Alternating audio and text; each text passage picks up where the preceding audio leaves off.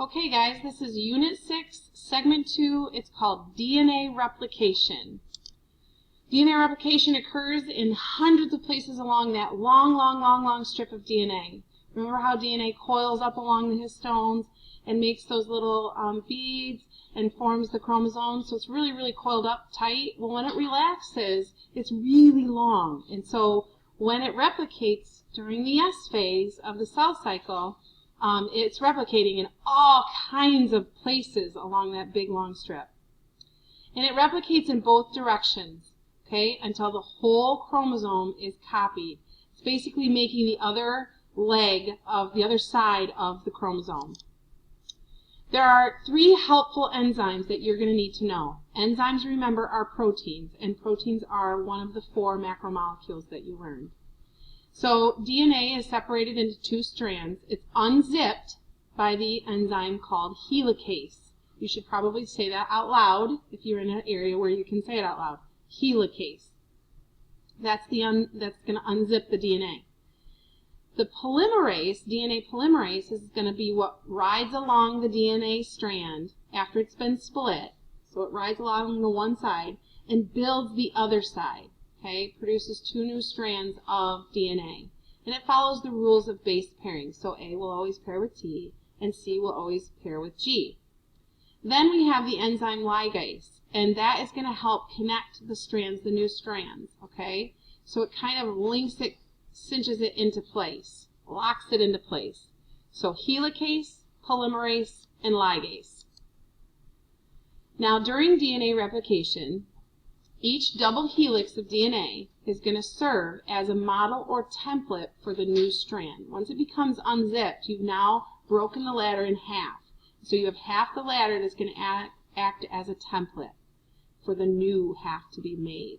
So this, because it's using an old half of DNA to make the new half, it's called semi-conservative. Okay, and because it's semi-conservative, it actually does save time and energy because it doesn't have to make a whole new ladder, like completely new. Instead, it has 2 templates that it builds 2 new strips from. I'm going to show you animations in class, so I'm going to skip over that for now. So what are we talking about here? So we have this one strand of DNA right there. What's not pictured here is helicase, the zipper that's unzipping this, breaking the hydrogen bonds. And then along comes the polymerase, which brings in these nucleotides. See, they're coming in, and then they're latching on, and we now have a new strand of DNA. The same thing is occurring down here. So simultaneously, this is happening. So what is this enzyme right here? If you said DNA polymerase, you are right. And not pictured here and here are the unzippers. They're going to unzip this DNA. They're going to break the hydrogen bonds. And that would be called what enzyme? If you said helicase, you are correct. Ligase would run along behind the polymerase and make sure everything is intact. And also DNA polymerase is going to act as a, it's going to catch any mistakes. Okay? It's going to proofread it. So something to try, if the original DNA template, if one side is TAGAT, what would the complementary side be?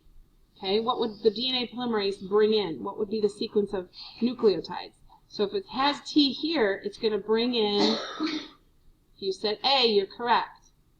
If T is the starting template, or I'm sorry, if A is the starting template, a new T will come in to it and bond with it.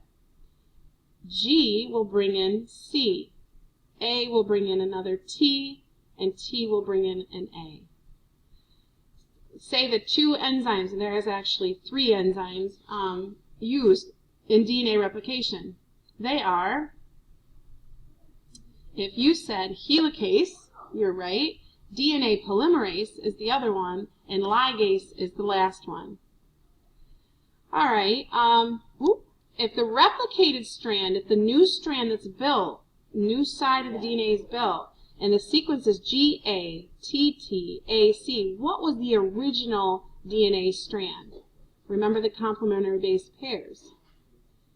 Okay? If you said C, T, A, T, G, you are correct. So I just want to leave you with the structure of a chromosome just to have a sense of what's going on here. We have our DNA. Sections of the DNA are called genes. And then we went even further, like one of these little color red things plus the side, those are the monomers called nucleotides. They link together, okay? And we have complementary base pairs. The nitrogen bases are complementary, so A always bonds with T, for example. And then the double helix structure folds around these histone proteins that kind of help fold it, forming the nucleosomes, and those coil around each other and then coil even more to form the chromosomes. So you start out real small and you get bigger as you go. That's the big idea. So four important things to know. Chromosomes are made up of DNA. Chunks of DNA are called a gene, and they code to form a protein. And the protein, in turn, relates to a trait like eye color or enzymes. Can make hormones and anything else, okay? So DNA codes for proteins. Proteins become your traits. And that is where we end for segment 2.